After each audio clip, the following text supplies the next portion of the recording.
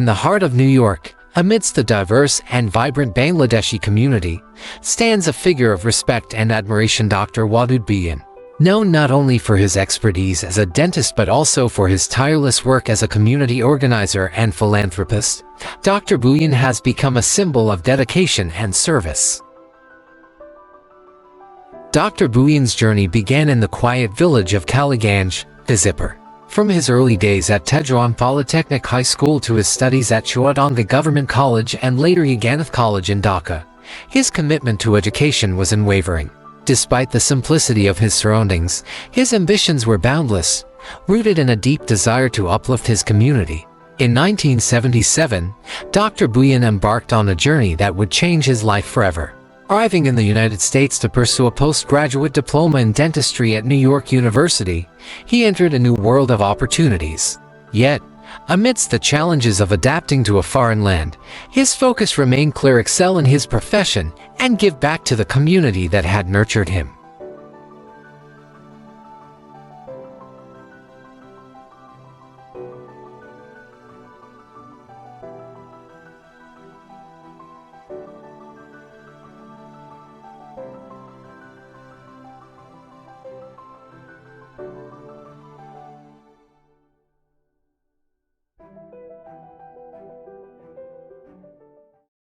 আমি যেদিন আসছি, যখন আমার গ্রিন কার্ডটা সারেন্ডার করতে হয়, যখন সিটিজেনশিপ ইন্টারভিউ না হয়, তখন তারা বললো যে গ্রিন কার্ডটা দাও।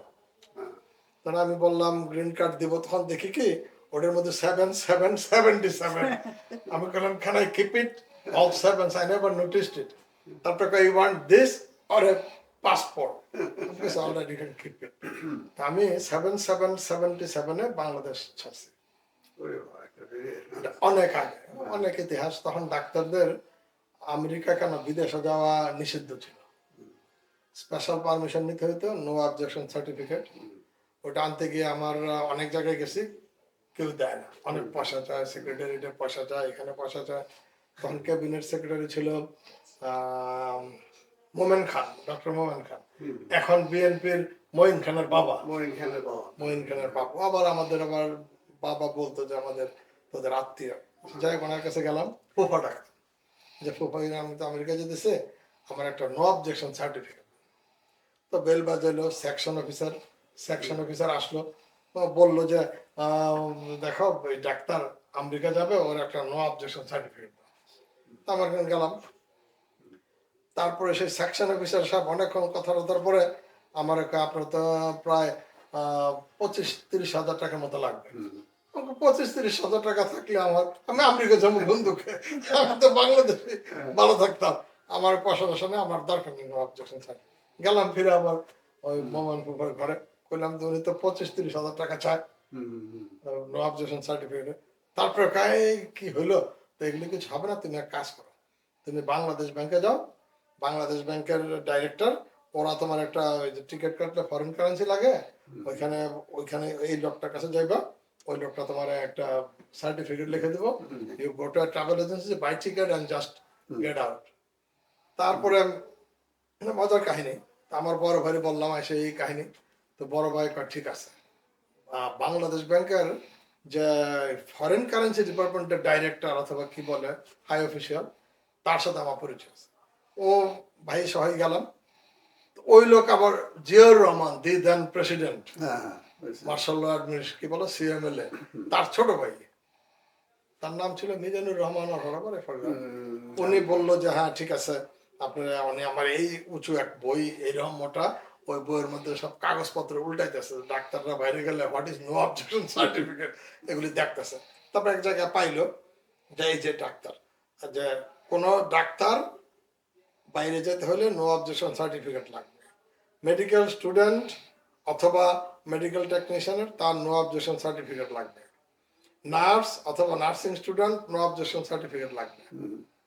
আমি বললাম আমি তো ডেন্টিস্ট, আমার তো কোনো কথা লেখা নাই, কারণ ওগুলো যখন লেখা হয়েছে তখন বাংলাদেশের ডেন্টাল কলেজ ছিল। আমি বললাম দেখেন ওইসব মিজান সাহেব, এটা তো ডেন্টিস্টের কথা লেখা আছে, আপনি অস্বীকার করতে চান যে আপনি doctor?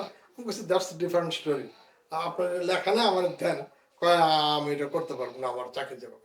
He was younger brother of Ziaur Rahman. আচ্ছা তারপরে এখান থেকে বেরিয়ে কর্ণফুলি ট্রাভেল একটা আছে, ওইখানে টিকিট করে চলে এলাম। তো যেদিন আসবো এয়ারপোর্টে ঢুকছি, আমরা সব চেক ইন করলাম, নথি করা ছিল। রাত্রে 11টার পরে শুরু হইতো কারফিউ। তা আমরা যখন গেছি প্লেন হয়েছে ডিলে, ওই প্লেনটাই চলে গেল চিটাগাঙে, কি হাজি না কি পিক আপ করবো অনেক প্যাসেঞ্জার, ওইখান থেকে আবার আসলে ওই প্লেনটা ছাড়বে। তখন বাজে রাত্র প্রায় 12টা। এদিক দিয়া কারফিউ শুরু হয়ে যাবে, ওরা 11টার সময় চলে গেল। তো 12টার সময় তখন আমি চিন্তা করলাম আর বোধহয় আমেরিকা যাওয়া হবে না, ওই দিক দিয়ে সব বন্ধ করে ফেলতেছে। তারপরে এক লোক এসে বললো যে আপনাদের রাত্রের খাবার আমরা এখানেই পাশে বলাকা রেস্টুরেন্টে দেওয়া হবে। আমাদের মাথা খাওয়া টাওয়ার তখন কিছু নাই, আটকায় দিতেছে মনে হয়, খালি ওই চিন্তা করতেছে। তো গেলাম বলাকা রেস্টুরেন্টে গিয়ে, ভালোই খাওয়া দাওয়া দিল, প্লেনে যা খাইতাম ওইখানে ওই খাওয়াগুলি খাইলাম। তখন ওইখান থেকে রাত্র 1:30টার সময় প্লেন ছাড়বে। তা আমি যখন ঢুকে ওইখানে চেক ইন করতেছি, আর ওদিক থেকে বেরোতেছে আমার জুনিয়র এক ডাক্তার, তার নাম হলো ডাব্লিউ, খুব ফানি, ফর্সা লম্বা ছেলে। অদ্ভুত ভাই চিল্লান দিয়ে উঠছে, আপনারা চলে যাচ্ছেন? আমি ডাব্লিউ থামো থামো থামো, ওর তো ইয়া নেই। তা আমার এক চাচা, দোষ আমার ভাবির পক্ষের চাচা আর কি, আমরা ওনারে ডাকতাম মহসিন, এটার নাম কি যেন, মহসিন সাহেব না মোস্তফা, মোস্তফা সাহেব। উনি তখন ইমিগ্রেশনের অফিসার। তো উনি আমার সাথে আমরা যাইতেছি। তা আমরা আমেরিকান তখন এখনকার মতো না, আমাদের একটা বিরাট ব্রাউন এনভেলপ দিত, ওটার মধ্যে একটা বুকের এক্সট্রা থাকতো, একটা গ্রিন কার্ড, একটা social security card, all the papers ওটার মধ্যে থাকতো, একদম সিল, ওটা আর কেউ খুলবে না। তখন আমি যখন যাইতেছি ইয়েতে চেক, আপনার ভিসা দেন, ওরা পাসপোর্টে তখন যে থাকে কারণ আপনি ভিসা করেন, যে কি কি লাগবে কাগজপত্র, আমি বললাম এই যে কাগজ দিলাম, তো ওই কটা কাগজ উল্টাইলো, এদিক ওদিক, কয়টা তো খোলা নিষেধ, আমাকে এটার মধ্যে সব। আচ্ছা তারপর ওইখান থেকে উঠলাম, প্লেনে উঠলাম, তখন বাজে 2টা কি 2:30। তা আমার পাশে আরেক ভদ্রলোক বসা। তারপরে তখনকার 707 প্লেনটা একটু নয়েজি, তো ওই ভদ্রলোকের সাথে কথা কইতে চাই আর কথা কয় না। আমি চিন্তা করি এত রাস্তা, বড় রাস্তা যাবো, লোক কথা কয় না। আচ্ছা প্লেন সব ঠিকঠাক করে প্লেন ছাড়লো, প্লেন ছাড়ার প্রায় 10-15 মিনিট পরে ইন দ্য এয়ার, তখন ওই লোকটা আমার কাছে দেখেন আপনার সাথে কথা কই নাই, কারণ আমাদের কথা, আমি হইলাম চিটাগাং মেডিকেল কলেজের অ্যাসোসিয়েট প্রফেসর, আমাদের বিদেশে যাওয়া মানা, হ্যাঁ, অত এই জন্য আপনার কিছু কইনি, এখন তো আর আমার কোনো প্রবলেম নেই। আমি কাছে আমারও তো একই কেস, হ্যাঁ আমি ডেন্টাল কলেজের ডেন্টিস্ট, তো আপনার যে আমারও একই আইন। তারপরে আমরা তো ওইখান থেকে আপনার মনে নাই, তারপর আমরা ওইখান থেকে তখন অনেক ঘুরতে হইতো, লন্ডনে যাইতাম, লন্ডনে আবার এখান থেকে কানেক্টিং ফ্লাইট নিউ ইয়র্ক আসতাম। তখন আইসি যখন নিউ ইয়র্কে, প্রথমে ভাবছিলাম ঢাকা থেকে ডেন্টিস্টে পাইছি, ভালো কিছু চাকরি ডিগ্রি পাবো। আচ্ছা একদিন রেস্ট নিলাম, 2 দিন রেস্ট নিলাম, তখন আসলে গ্রিন কার্ড কি জিনিস বুঝতামই না, সোশ্যাল সিকিউরিটি কার্ড। একটা লোক ছিল পাশে, কি নাম জানো দিবা, নুরুল ইসলাম সাহেব, আমার কয় ডাক্তার এটা হলো গ্রিন কার্ড, পকেটে রেখে দিবা আর কোনো কিছু করতে হবে না, এটা খুব, এটা সবচেয়ে আসল সোশ্যাল সিকিউরিটি, এটা খুব ভালো। তখন তারা আবার এটা একটু ওই যে ল্যামিনেট করা, সব ঢাকা থেকে করে দিছে, এগুলি সবসময় রাখবেন, এটা হলো আপনার সিকিউরিটি। ইসলাম সাহেব মারা গেছে।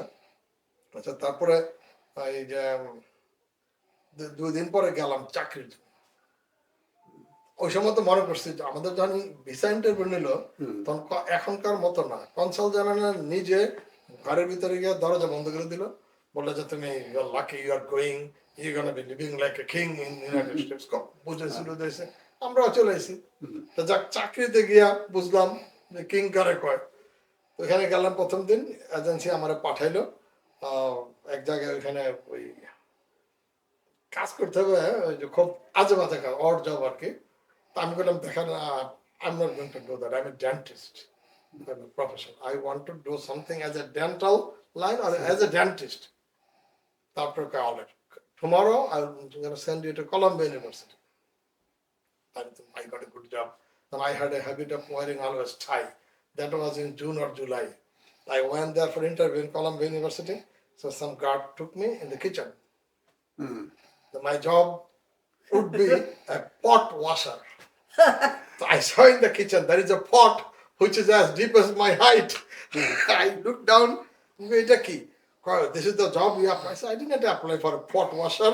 I said, it's a Columbia University, so I can get a good job in the university.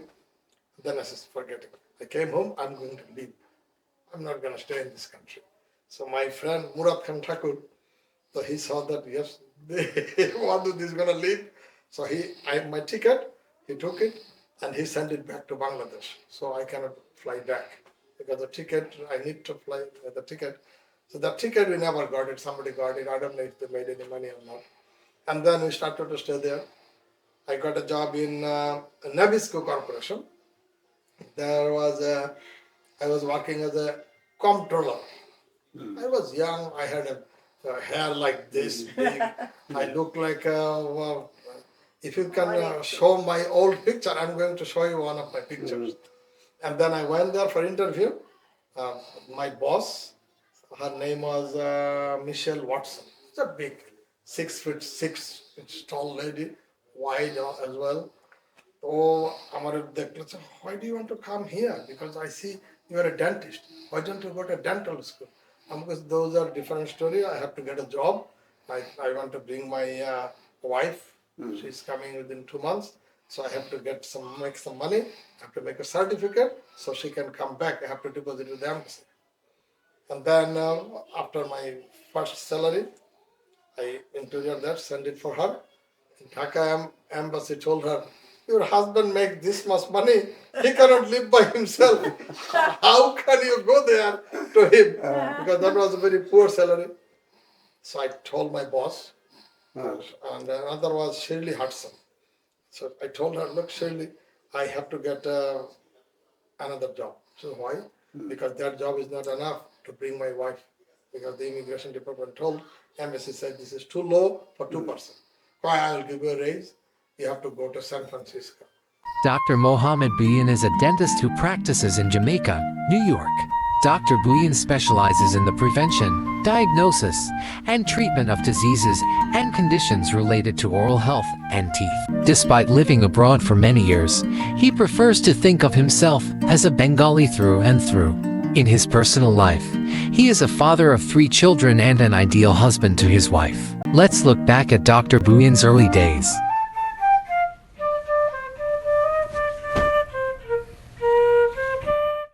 বাগান মাত্র এখন সামার আরম্ভ হলো, তো এখন আরম্ভ হবে। আমরা গাছের বিচি লাগাইছি। তারপরে যখন এখানে তো আসলে খুব স্বল্প সামার, জুন মাস, জুলাই, আগস্ট, সেপ্টেম্বর থেকে আবার গাছ মারা যায়। ওদিকে আমি বেগুন গাছ, করলা, তারপরে কিছু শসা গাছ এখানে। আসলে আমেরিকা কেন এসেছি, ঠিক যখন এসেছি তখন তা বুঝতে পারিনি। তখন মাত্র ডেন্টাল কলেজ থেকে পাশ করলাম। সবাই কেউ হয়তো আমেরিকা, কেউ বিলাত যাওয়ার চিন্তা করতেছে, তা আমরা ভাবলাম যে আমেরিকাতেই যাই। আমরা যখন আমাদের যে ইমিগ্রেশনটা, যে ডেন্টিস্ট যখন আমরা ইমিগ্রেশনটা ছিল, তখন আমাদেরকে স্পেশাল চিঠি লেখা হতো এবং আমাদেরকে চিফ কনসাল জেনারেল, মানে যারা who is in charge of the embassy or the consulate, তারা আমাদেরকে ইন্টারভিউ নিতেন। তখন ইন্টারভিউ নেওয়ার সময় ঘরের দরজা বন্ধ করে কমপ্লিটলি পার্সোনালি আমাদেরকে বলা হতো যে হ্যাঁ, you will be better off, তোমরা আমেরিকা আসো, we will do this and that. তারা এরকম বলছে, তুমি এখানে গিয়ে ডেন্টিস্টের চাকরি পাবা, you will get many times more than what you are getting here. প্রথম যখন আসি, স্বভাবতই আমেরিকা আর ঢাকা, নিউ ইয়র্ক শহর এবং ঢাকার মধ্যে অনেক তফাৎ। এয়ারপোর্টের থেকে যখন আমার এক বন্ধুর বাসায় আমাকে ড্রাইভ করে নিয়ে যাচ্ছে, সেই স্মৃতিটা এখনো মনে হয়। বিরাট রাস্তা, একটা রাস্তায় 4-5টা লেন। তখন যখন আসে বাঙালি ছিলই না। একটা বাংলা কথা শুনলে দেখতাম কোথায় বাঙালি আছে, কোথায় বাঙালির সন্ধান, সেখানে আমরা যাইতাম।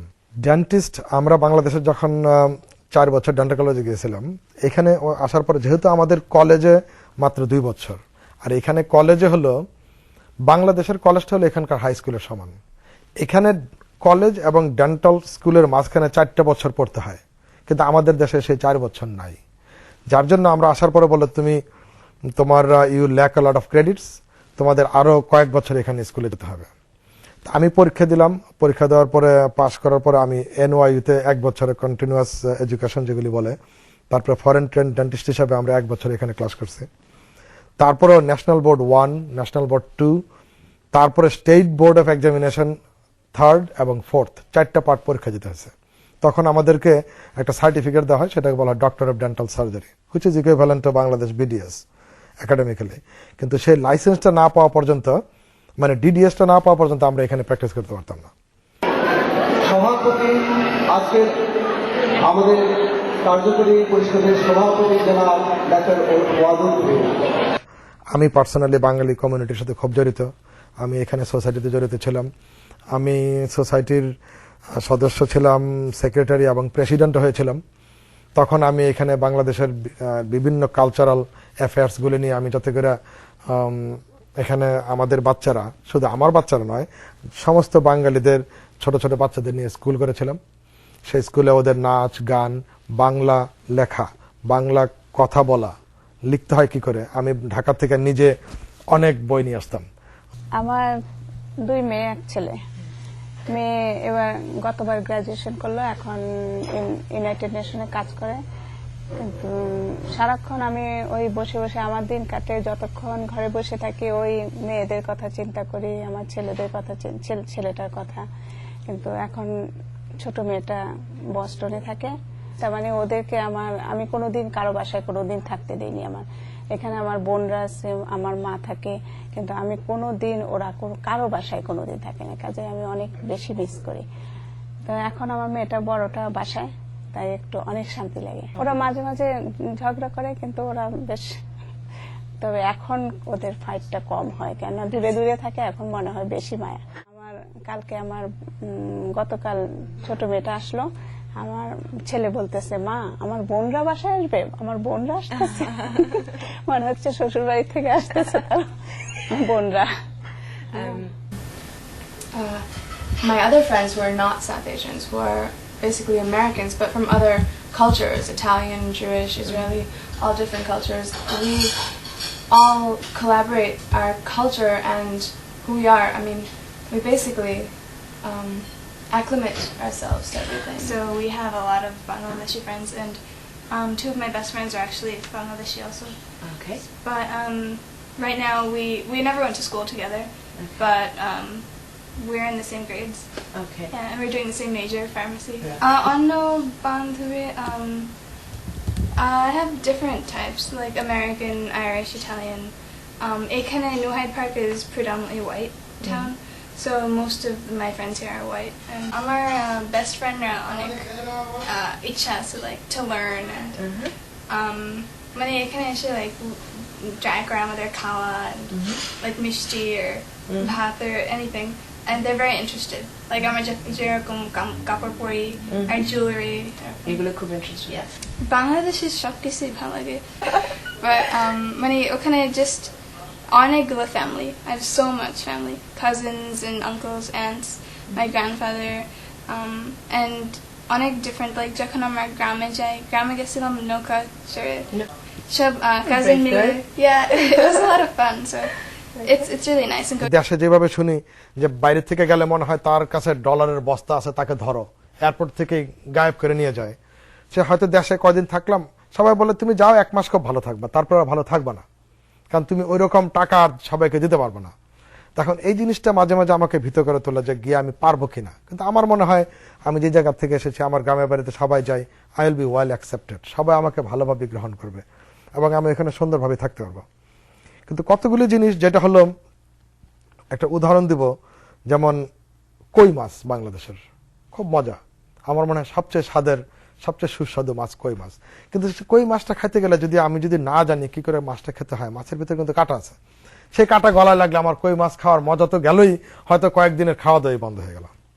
ঠিক আমাদের দেশটাকে যদি আমরা উপভোগ করতে চাই, এত সুন্দর দেশ, সেই দেশটাকে আমরা ঠিক উপভোগ করতে পারছি না, বিকজ অফ সাম কাঁটা, যেরকম কই মাছের কাঁটা যেরকম।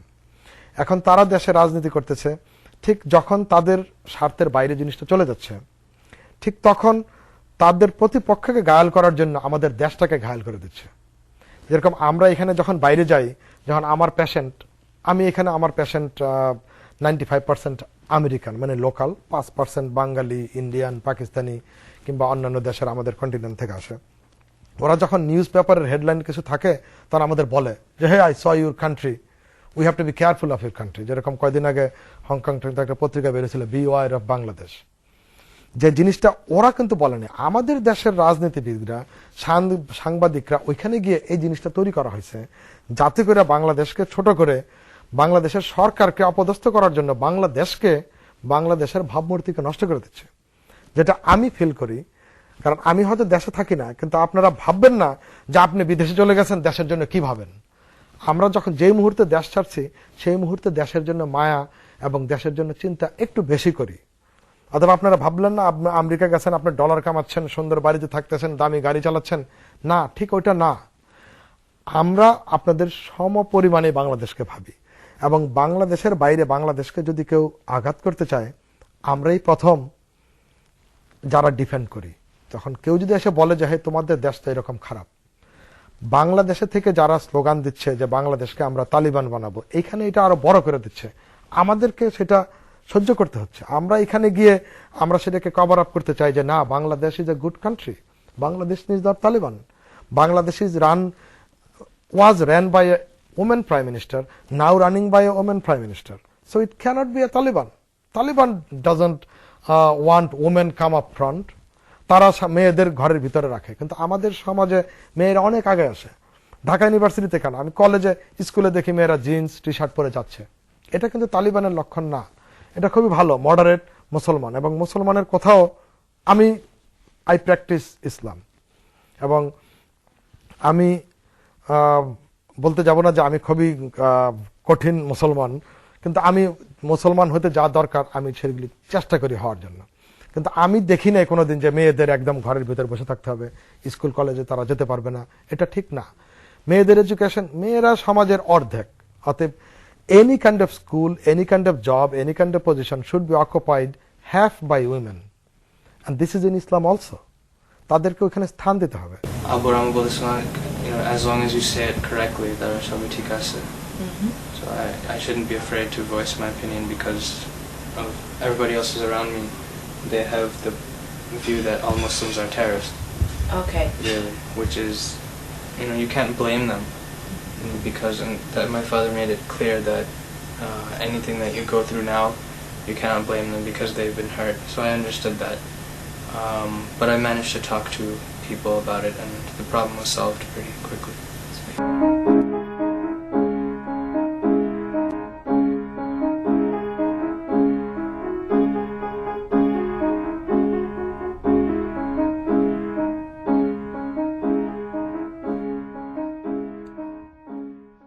আপনি তো বিবাহিত ছিলেন আসার আগে।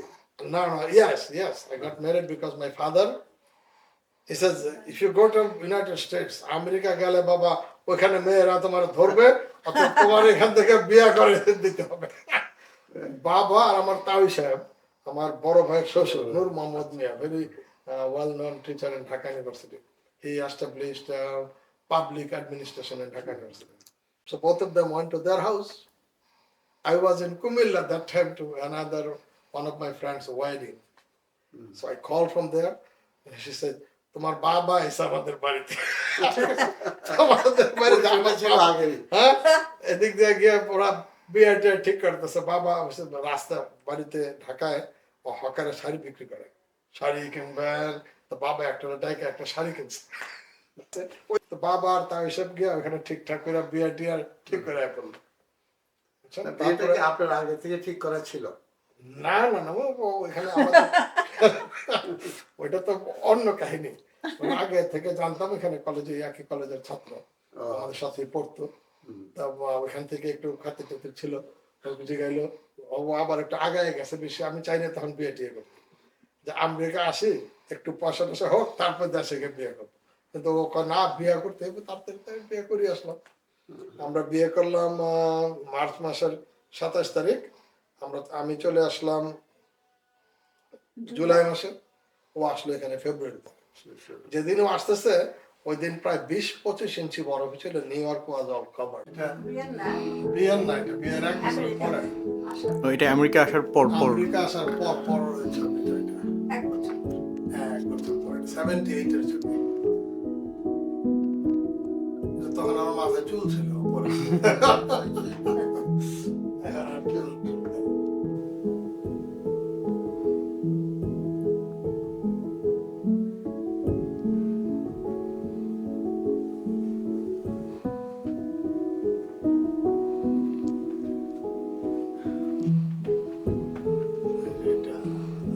এটা হলো ম্যালকম এক্স নামাজ পড়তেছে। ছেলের ঘরে লাগানো, আমার পছন্দ করে। হ্যাঁ? ইচ্ছা আমার মা, এটা আপনার আম্মার ছবি। হ্যাঁ আমার মার ছবি। আমাদের আগেকার দিনের ঘর, একটা পশ্চিমের ঘর, মাটির ঘর, আচ্ছা, অনেকদিন থেকে আসা। এটা হলো আমি যখন সোসাইটিতে ছিলাম তখন বাচ্চারা, ওই যে ওর বিয়ে হচ্ছে, এটা আমার মেয়ে, এটা হলো মাহমুদ চৌধুরীর মেয়ে। ভালো।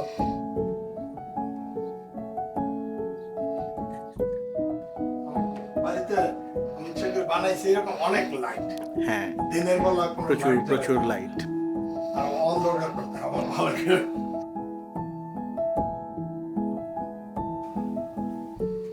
এটা আপনার ছোট ছেলে আবেদ। আবেদ, এটা আমার বউ আবার এটা বলার জন্য নিয়ে আসছে। Boy is a joy to his teacher, he is noisy to the girls, he is a pest, but to his mother and dad he is the nicest and best. আমি যখন আসি তখন ম্যানহাটনে থাকা শুরু করলাম প্রথম on the very first day. ওটা কলম্বিয়া প্রেসবাইটেরিয়ান হসপিটালের ঠিক উল্টা দিকে, এক ব্লক এদিকে, 560 ওয়েস্ট 165th স্ট্রিট। তখন এটারে বলতো স্প্যানিশ হার্লেম আর সামথিং লাইক দ্যাট। আচ্ছা, ওইখানে আমি আরম্ভ করি। ওইখান থেকে আমি ফার্স্ট কোয়ার্টার পাস করছি। আমার বউ আসলো ফেব্রুয়ারিতে। তারপরে আমাদের প্রথম বাচ্চা সোমা হয় 79-এ। তখন বাচ্চার সময় যখন একটু বড়, তখন আমরা ম্যানহাটন থেকে মুভ করে অ্যাস্টোরিয়া চলে গেলাম। অ্যাস্টোরিয়াতে একটা অ্যাপার্টমেন্টে থাকতাম, ওইখানে প্রায় 2 বছর ছিলাম। তারপরে আমি প্র্যাকটিস আরম্ভ করলাম। এটা ছিল 1981।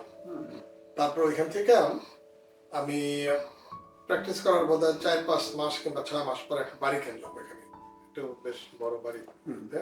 এই অ্যাপার্টমেন্টে থেকে বাচ্চা হয়েছে, এখন 2টা বাচ্চা, ওদের উই নিড মোর রুম।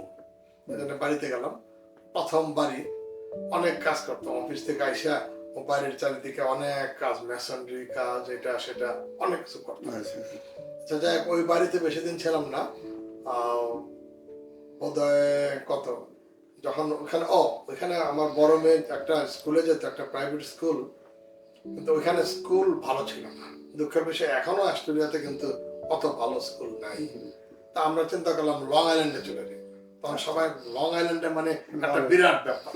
তখন আমি লং আইল্যান্ডে আমরা মুভ করছি, বাড়ি কিনলাম 85-এ, but we moved in on 86। কারণ যার কাছ থেকে বাড়ি কিনছি সেও ডাক্তার, সে একটা বাড়ি বানাইতেছিল পোর্ট ওয়াশিংটনে।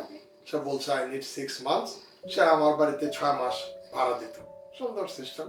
তো 6 মাস পরে আমরা ওই বাড়িতে মুভ করলাম। আচ্ছা, এটা এই বাড়ি না, এটা হলো 1911 নিউ হাইট পার্ক রোড, ঠিক স্কুলটার উল্টা দিকে একটা বাড়ি কিনেছিলাম। তো এখানে অনেক বছর ছিলাম। তারপর আমরা মসজিদে, এখানে একটা মসজিদ যখন আমরা করলাম, আমি ভাবলাম যে এখানে মসজিদের কাছে হাইট হেঁটে যেতে পারি, এরকম একটা বাড়ি করতে শুরু করলাম। এই বাড়িটা পাইলাম। তখন এটা একটা ছোট্ট বাড়ি ছিল, এটা পুরাটাই ভাঙ্গা এখনকার এই বাড়িটা বানাইছে। এখন এখানে আছে বর্তমানে, এখন যেখানে আমরা কথা বলতেছি, এটা হলো আমার maybe this is my last house.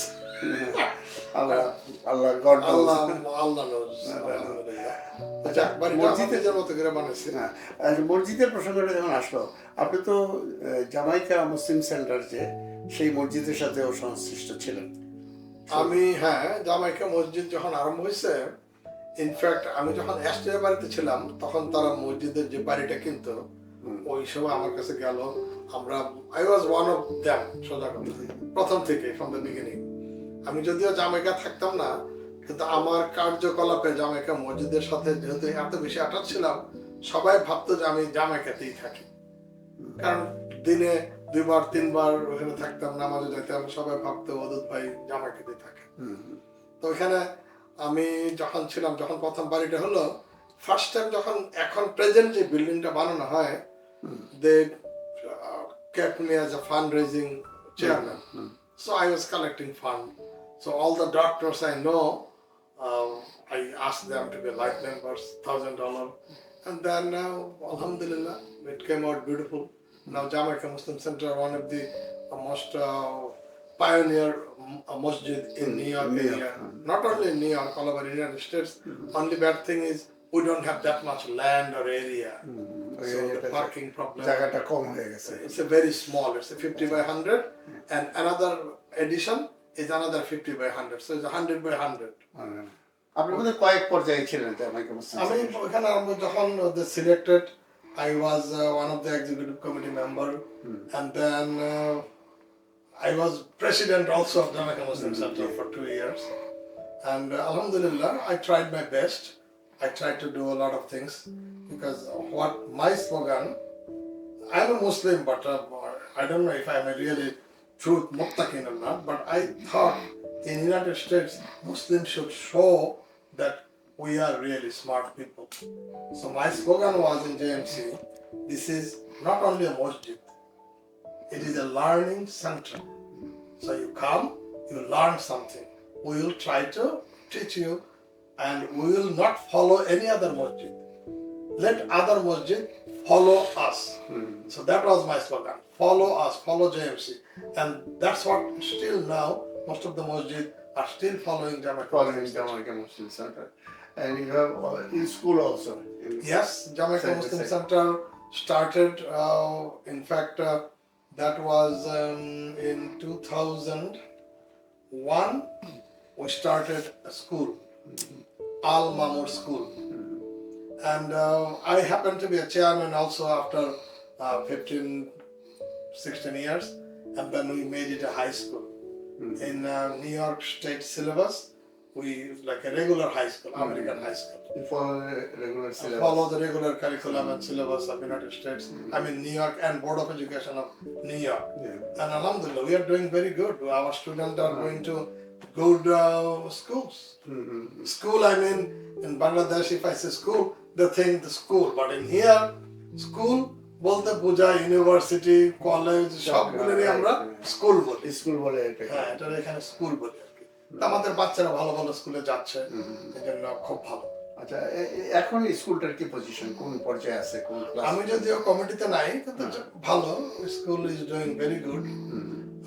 আপনারা জানেন এটা ইসলামিক স্কুলে আমাদের বেতন কালেক্ট করি, অতএব বেতনও অনেক বেশি, কারণ প্রাইভেটলি এখানে চালানো খুবই এক্সপেন্সিভ হয়ে যায় আর কি।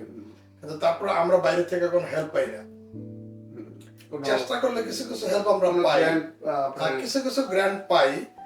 আমরা আমার সময় কিছু কিছু গ্র্যান্ট আনছি। It is a lot of work to collect grant, but আমাদের যে বাচ্চাদের যে ক্লাসটা হয় ইউপিকে এবং তার আগেও 3 বছরের বাচ্চাদের, ওগুলি থেকে যে পয়সা আমরা গভর্নমেন্টের থেকে পাই, এই পয়সা দিয়ে কভার হয় অনেক এক্সপেন্স আমাদের স্কুলে।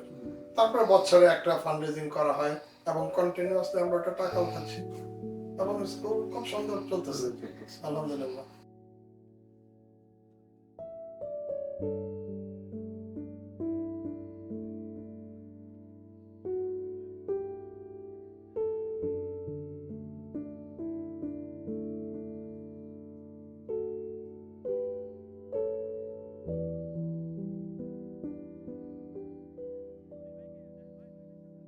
আপনি তাইলে মসজিদের যে সেবাটা, তার আগে সম্ভবত আপনি বাংলাদেশ সোসাইটি, যেখানে যেটা নাকি এখানে আমরেলা অর্গানাইজেশন বাংলাদেশিদের, সেইখানে আপনি ছিলেন। সেই আমি এখানে আসছি 77-এ, আমি 78-এ বাংলাদেশ সোসাইটির অর্গানাইজিং সেক্রেটারি ছিলাম। আচ্ছা। So I got in touch with them, and then I liked it, and eventually I was the president also. আমার মনে হয়, আমি কিভাবে এটা মনে রাখি, আমাদের যে প্রোগ্রামটা হয়তো, আমরা একটা প্রোগ্রাম করছিলাম 1400 সাল নববর্ষ, আমি প্রেসিডেন্ট ছিলাম বাংলা 1400 সালে। তখন একটা খুব সুন্দর নাটক হইতো, অস্ট্রেলিয়াতে খুব বড় একটা প্লেস, বহেমিয়ান প্লেস। ওইখানে আমরা পুরা সারাদিনের উৎসব করছিলাম, নববর্ষ মেলা করছিলাম এবং অনেক লোক আসছিল। আমরা ঢাকা আসা যাওয়া 2টা টিকিট দিছিলাম। মানে আমার স্পষ্ট মনে আছে, সেকেন্ড ডেতে আমরা $26,000 টিকিট বিক্রি করছিলাম, লোকারণ্য। সেই সময় $26,000 অনেক বড়, অনেক বড়। ওই সময় এবং খুব সুশৃঙ্খল ভাবে, এখন যে হয় তার চেয়ে আমার যতটুকু মনে আছে সেই সময়টা না, আমার তার মনে কারণ আছে। হলো তখন আমরা সোসাইটিতে কোনো রাজনীতির চিন্তা করিনি, রাজনীতি করতাম না। সবাই হয়তো ইন্ডিভিজুয়ালি এক একটা পার্টির দিকে থাকতে করতে, কিন্তু তখনকার আমলে আওয়ামী লীগ বিএনপি এখানে ছিল না। লাইকিং যেগুলো, এবং আমি পার্সোনালি যখন দেখছি আওয়ামী লীগ বিএনপি যারা এখানে আসতো, আমি বলতাম the best thing would be stop Awami League আর বিএনপি নিয়ে। Why you are dividing us? আমরা বাঙালি হিসেবে থাকতে চাই এখানে। আওয়ামী লীগ বিএনপি কিংবা জাতীয় পার্টি ওই পরিচয় এখানে থাকতে চাই না।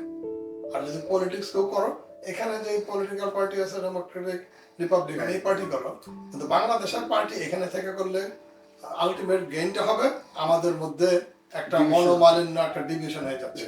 কিন্তু আমরা এখানে বাংলাদেশি হিসাবে সবাই থাকতে চাই, যাতে করে কারোর মধ্যে কোনো ডিফারেন্স না থাকে। এটাই হওয়া উচিত ছিল এবং এটাই তখন ছিল। হ্যাঁ, কিন্তু দুঃখের বিষয় এখন এটা নাই।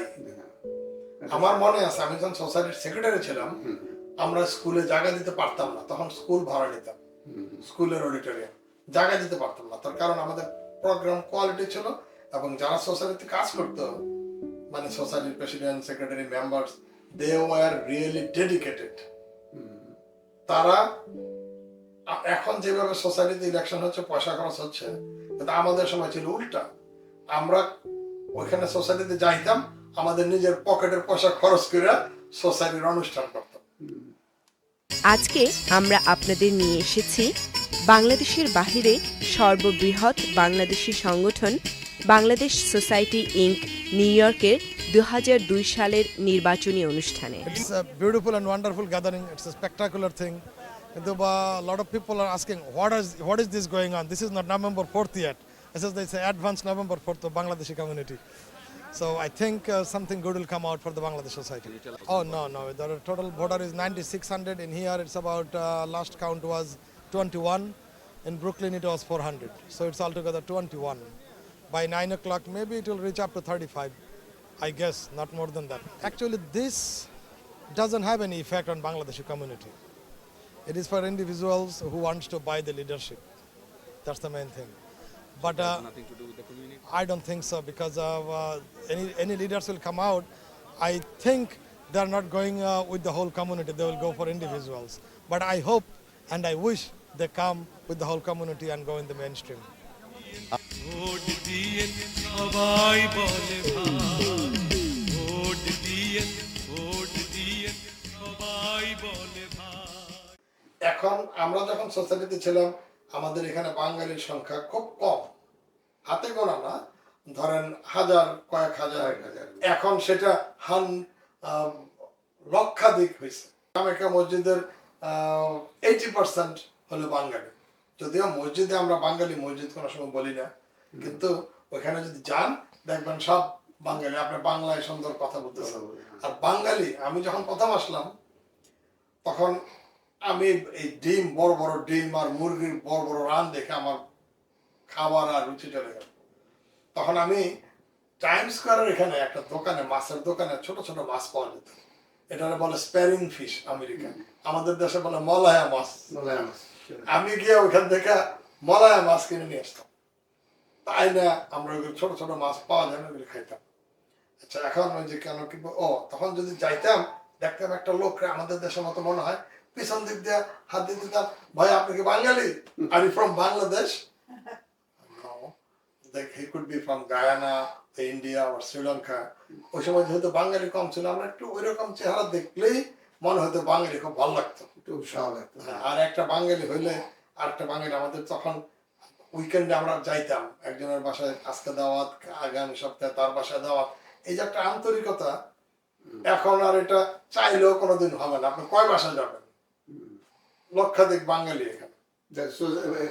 হ্যাঁ, ঠিক তখন তখনকার সোসাইটি একরকম ছিল, এখন সোসাইটি আপনি বলতে চাচ্ছেন যে পেছনে না গিয়ে আমরা সামনের দিকে চিন্তা করতে পারি, কি কি ধরনের হইতে পারে? আপনার কোনো সাজেশন আছে? যে সাজেশন হলো এখানে আমাদের সোসাইটিটা যদি আমরা এক থাকি,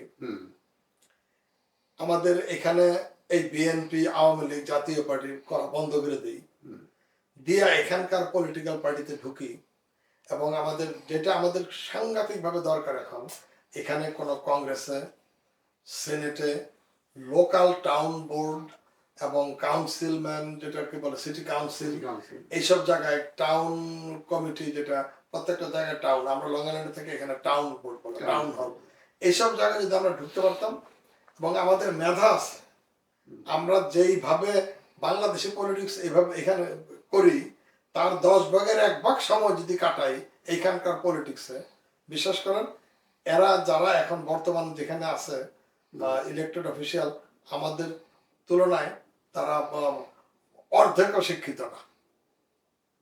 কারণ আমরা আমেরিকাতে যারা আসছি, বাংলাদেশের সবচেয়ে ভালো, এটা বলে ব্রেইন ড্রেইন। আমি immigrant, they gave me immigration in Bangladesh, কারণ ঠিক এরকম ডাক্তার, ইঞ্জিনিয়ার, নার্স, জিওলজিস্ট, ওদেরকে বাইরে থেকে নিয়ে আসছে, সারা দুনিয়া থেকেই আমেরিকা কালেক্ট করছে। এই ব্রেন ড্রেনটা আমেরিকায় সব শিক্ষিত লোকরা আসে, এবং এখানে দেখেন আমার মনে হয় ইদানিং যারা ডিবি এবং অন্যান্য ভিসা আসছে, তারা অত প্রফেশনাল না হইলেও যাদের ইচ্ছা আছে তারা কিন্তু শিক্ষা করতেছে, এবং তারা ভালো ভালো জায়গায় গেছে। আমাদের বাংলাদেশের ছেলেরা এখানে অনেক বড় বড় কোম্পানিতে ভালো ভালো পজিশন আছে, কিন্তু ওই ইলেক্টেড পজিশন যেগুলো, এগুলিতে এখনো যেগুলো আছে কিছু কিছু সারা আমেরিকায় খুবই নিচু জায়গায়, উপরে এখন আমরা উঠতে পারি। গত বছর আমার দোস্ত দাঁড়িয়েছে মুজিবুল হক কংগ্রেসে, হি showed his face, which is good. এইবারও মনে হয় দাঁড়াবে। তো আমি চাই যে আমরা বাঙালিরা ওই লোকাল পলিটিক্সে যাই, আমরা এখানে অনেক কিছু করতে পারবো। কারণ আমি পার্সোনালি আলহামদুলিল্লাহ আই ডিড গুড। এরকম আমার বন্ধু বান্ধব যারা আছে সবাই নিজের ক্ষেত্রে নিজের মেধায় সবচেয়ে উঁচু জায়গায় আছে, কিন্তু আমরা পলিটিক্যালি কেন যেতে পারবো না? আর এখন কিছু কিছু যাচ্ছে, এটা যেমন আপনি বললেন মুজিবুল হক সাহেবের কথা, এছাড়াও কিছু ইয়াং, আমার মনে হয় যে যদি আমাদের যে জেনারেশনটা, বর্তমান জেনারেশনটা, তাদেরকে আমরা যদি নিতে পারি, বা বাংলাদেশ সোসাইটি এখন এটা কাজী ভাই যেটা বলছেন বর্তমান জেনারেশন, বর্তমান জেনারেশন বলতে যেমন আমার বাচ্চা, আমার বন্ধুদের বাচ্চা, তারা কিন্তু আমাদের সাথে মিলতেছে না ইন দ্যাট সেন্স। আমরা হলাম বাঙালি আর তারা হলো আমেরিকান, তাদের চিন্তাধারা কমপ্লিটলি আলাদা। ওরা ইচ্ছা করলো, ধরুন আমি যখন সোসাইটিতে ছিলাম, আমার বাচ্চাদের আমি নিয়ে যেতাম সোসাইটিতে, নাচ গান, দেশি কালচারাল যেগুলি করতাম, কিন্তু তারা বড় হয়েছে, তাদের আর এখানে নেওয়া যায় না, এটা নেওয়া সম্ভব না। কারণ তারা দে আর বিজি ইন দেয়ার স্কুল, তারা নিজের চাকরি, তাদের বন্ধু বান্ধব, তো কেউ বাঙালি নাই, অতএব এখানে যাচ্ছে না। অনেকে বলে হ্যাঁ আপনাদের অনুষ্ঠানে নতুন প্রজন্ম কেন আসেন না? নতুন প্রজন্ম আসতেছে, কিন্তু তারা সবাই বাঙালি, বাংলাদেশের জন্ম, নতুন প্রজন্মে আমাদের থেকে অনেক জুনিয়র। কিন্তু আমাদের বাচ্চা, ইনক্লুডিং মাই চিলড্রেন, এবং আমার মতো আরো হাজার হাজার যারা, তাদের বাচ্চাদের যদি আপনি নতুন প্রজন্ম বলেন, then it's bad luck for you. It's not true. অনেকে বলবে যে হ্যাঁ আপনার বাচ্চা কেন আসে না, কেন আসবে? আমি এক জায়গায় গেলাম 21শে ফেব্রুয়ারিতে, আমার দাওয়াত দিছে, I was one of the chief guest or something like that. তখন একজন ছেলে না মেয়ে বক্তৃতা দিচ্ছে ইংরেজিতে, অডিয়েন্সের মধ্যে থেকে বাংলায় কন, বাংলায় কন। আরে 21শে ফেব্রুয়ারি became an international mother's tongue language. এটা আমেরিকায়ও আমেরিকান ভাষায় কথা কইব, ইংল্যান্ড ইংরেজি ভাষায় কথা কইব। আমেরিকা ইংরেজি বলে, কিন্তু আমেরিকান ল্যাঙ্গুয়েজ অফিসিয়ালি তারা বলে না, কিন্তু আরেকটা ল্যাঙ্গুয়েজ আছে যেটা আমেরিকান, যেটা Cherokee, that's unofficially their official language. এখন তাদেররা যদি তাদের ভাষায় কথা কয়, আমরা তাকে থামাই দিই। তার মানে আমরা এখনো বুঝতে পারি নাই যে ইন্টারন্যাশনাল মাদার্স ডেটা কি। এটা তো আমাদের এখানে কি এটা আপনিও মনে করেন কিনা, অনেকে মনে করে যে এটা হলো আমাদের ব্যর্থতা, যে আমাদের যে প্রজন্মটা, এখনকার যে প্রজন্মটা, এই প্রজন্মটাকে আমরা ইনভলভ করতে পারিনি আমাদের সংস্কৃতির সাথে এবং আমাদের প্রোগ্রামের সাথে, তাদের জন্য কোনো কিছু নাই থাকে না, এটা আমি বুঝাতে চাই আর কি। আচ্ছা, এখন আমরা যেটা প্রোগ্রামগুলি করি, ওই প্রোগ্রামে যদি আমরা আশা করে থাকি যে আমাদের বাচ্চারা, মানে নতুন, যেটা আমি আগে বলছিলাম, নতুন প্রজন্ম থ্রো আস, তাইলে এটা ভুল, আমাদের জন্য পুরা ভুল, কোনোদিন ওরা আসবে না। কিন্তু আমরা সোসাইটিতে করি, বাংলা স্কুল আছে, আমাদের একটা অর্গানাইজেশন আছে, তার নাম না বললেই নয়, বিপা, আমরাই বানাইছি, অবশ্যই প্রথম থেকেই ছিলাম। বিপা তারা এটা করে এবং তারা বাংলাদেশের কালচারের জন্য এখানকার বর্ণ বাচ্চাগুলি অনুষ্ঠানে যাচ্ছে। আমি যখনই জানি, আমি নিজেও যাই, আমার নাতনিরও নিয়ে গেছি দেখানোর জন্য, এবং আমার নাতনিও ওইখানে অনুষ্ঠানে যায়, সেই ওয়ান অফ দ্য। অর্থাৎ ওইভাবে আছে কিছু কিছু, কিন্তু এটা আরো বড় আকারে যদি আমরা করতাম তাইলে ডেফিনেটলি আমরা এটা আনতে পারতাম। আমার মনে হয় এটা নিয়ে একটু গবেষণা দরকার আমাদের, যে আমাদের বাচ্চারা যে একটা ডিভিশন হয়ে যাচ্ছে আমাদের মধ্যে, তাদের মধ্যে, এবং তারা অনেকে আমি দেখছি, তাদের মুখে শুনি, তারা বলে যে বাংলাদেশে যাব না, বাংলাদেশের ব্যাপারে আমরা কেয়ার করি না, এবং বাবার সম্পত্তি, মা সম্পত্তি তারা যখন বাচ্চাদেরকে বলে, তো বলে যে ওটা তোমাদেরটা তোমরা ভোগ করো, আমাদেরকে না, এটা ডিপেন্ড করে। যেমন ধরেন আমার বাচ্চারা কোনোদিন বলে না যে বাংলাদেশে যাব না, বাংলাদেশ চাই না, ওইটা না। বাংলাদেশের সম্পত্তির দিকে তার কোনো নেশা নাই। আমার আলহামদুলিল্লাহ বাংলাদেশে কিছু আছে, তাদের ওই নেশাটা নাই যে ওইখানে গিয়া ওইটা ভোগ করতে যাবে। ওটা কে খাবে খাবে, অ্যাজ লং এজ অন্য মানুষই খাবে হয়তো, কারণ ওরা কোনোদিন যাবে না। এখন যদি বলি ওইখানে যাইতে হইলে, যেমন আমি যদি বলি আমার বাচ্চাদের বাংলাদেশে তোমার ডুয়াল সিটিজেনশিপ করো, হ্যাঁ, তারপরে আমার বলে যে তুমি যেরকম আইসা বলতা যে বাংলাদেশে চলে যাবো, তাহলে আমাদের বাংলাদেশে যদি যাই প্রত্যেকদিনই বলতে হবে যে আমেরিকা চলে যাবো। So do you want us to do that? এটা আসলে তাই, কারণ ওরা আমেরিকা যাইবো, চাচাতো ভাই কাজিনদের সাথে গেলে ফুর্তি টুর্তি করে, 7 দিন থাক চলে আসে, ওইটা তারা করতেছে। আমার মনে হয় দেশের প্রতি একটা আকর্ষণ সৃষ্টি করা, যে সম্পদ, ঠিকই বলছেন আপনি, যে সম্পদের তো কোনো ভ্যালু নেই এখানকার তুলনায়, তারা কেন এখানে চাকরি করে, তারা চাকরিতে ঢুকার পরেই তারা একটা অ্যাপার্টমেন্ট কিনে, তাদের লাইফটাই অন্যরকম। কিন্তু দেশে যাওয়া, প্রতি বছর দেশে যাওয়া, দেশের প্রতি একটা আকর্ষণ, দেশে কিছু করা, এরকম একটা জিনিস সৃষ্টি করার জন্য একটা উদ্যোগ আমাদের থাকতে পারে।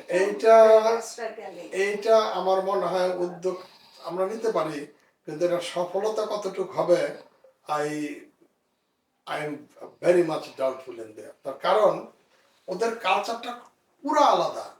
ওদের ছোটবেলা স্কুল থেকে যাওয়ার পর থেকে এই দেশে সারা দুনিয়ার বাচ্চাদের সাথে মিশছে, বাঙালি যারা আছে বাঙালিদের সাথে মিশছে। যেমন আমি গত সপ্তাহে আমার নাতির জন্মদিনে গেলাম, এটা করছিল তার একটা বোলিং এলিতে করছে, তার বন্ধুদের মধ্যে বাঙালি একটাও নাই। তার যে জায়গাটা থাকে সব এখানকার বিদেশি আছে, আপনার স্পেনের লোক থাকতে পারে, আরাবিয়ান লোক আছে, ইজিপশিয়ান আছে, কিন্তু বাঙালি আর কেউ ছিল না। হয়তো একজন অন্য ক্লাসে আছে, কিন্তু তার ক্লাসে কেউ বাঙালি নেই, তো কি করে হবে? In 2009, driven by a profound sense of responsibility towards his roots, Dr. Buyan founded the Wadud Buyan Scholarship Trust WBST in Caliganj. The trust, dedicated to promoting education, has provided scholarships to numerous deserving students from local schools and madrasas. For Dr. Buyan, education is not just a pathway to personal success but a beacon of hope for entire communities. Education is light, he often says, a light that should reach every corner of society. As Dr. Buyan reflects on his life, his legacy becomes clear. He has not only built a successful career and a loving family, but also left an indelible mark on countless lives. His work, both in the United States and Bangladesh, serves as a shining example of how one individual's dedication can create ripples of change across the world.